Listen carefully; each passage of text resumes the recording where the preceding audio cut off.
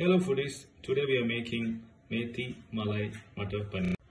We have taken washed and chopped methi leaves in a bowl, 1 cup milk, 2 ripe medium-sized tomatoes grinded, half cup peas, which is mutton, 1 block paneer cut into small dices, 1 bay leaf, 1 slitted chili, half spoon jeera, half inch cinnamon, 2 cardamoms, and 3 cloves, 1 teaspoon sugar, 1 medium sized onion chopped, 3 teaspoon fresh cream.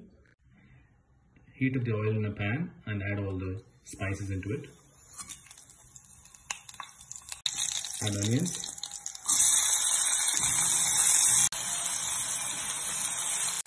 Add 1 teaspoon ginger garlic paste. Add bit of turmeric. Red chili powder. Coriander powder half spoon. Add chopped methi.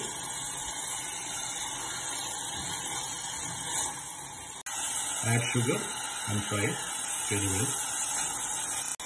Add milk into it.